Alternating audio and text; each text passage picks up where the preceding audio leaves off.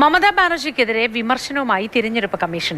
പ്രകോപനപരമായ പ്രസംഗങ്ങളിലൂടെ SIR നടപടികൾ അട്ടിമറിക്കാൻ ശ്രമിക്കുന്നുവെന്ന് തിരഞ്ഞെടുപ്പ് കമ്മീഷൻ. സുപ്രീംകോടതിയിൽ ഫയൽ ചെയ്ത സത്യവാങ്മൂലത്തിലാണ് തിരഞ്ഞെടുപ്പ് കമ്മീഷന്റെ ആരോപണം. ബി ബാലഗോപാൽ വിശദാംശങ്ങളുമായി ചേരുന്നുണ്ട്. Balagopal, good morning. ഈ തെരഞ്ഞെടുപ്പ് കമ്മീഷനെതിരെ വളരെ വിമർശനാത്മകമായി സംസാരിക്കുന്നു, പൊതുവേദികളിൽ അത്തരത്തിൽ പ്രകോപനപരമായി സംസാരിക്കുന്നു എന്നാണല്ലോ ഒരു പരാതിയുള്ളത്. എന്താണ് വിശദ വിവരങ്ങൾ?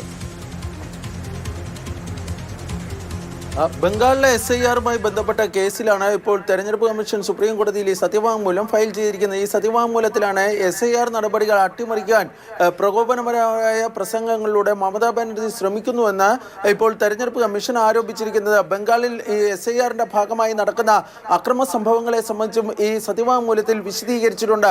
ബംഗാളിലെ വിവിധ പ്രദേശങ്ങളിൽ ഈ ഉദ്യോഗസ്ഥരെ മറ്റും ഈ SIR നടപടികളിൽ നിന്ന് പിന്തിരിപ്പിക്കുന്നതിന് ഭീഷണി ഉണ്ടാകുന്നതായും ഈ തെരഞ്ഞെടുപ്പ് കമ്മീഷൻ സുപ്രീം കോടതിയിൽ ഫയൽ ചെയ്തിരിക്കുന്ന ഈ സത്യവാങ്മൂലത്തിൽ ചൂണ്ടിക്കാണിക്കുകയും ചെയ്തിട്ടുണ്ട്.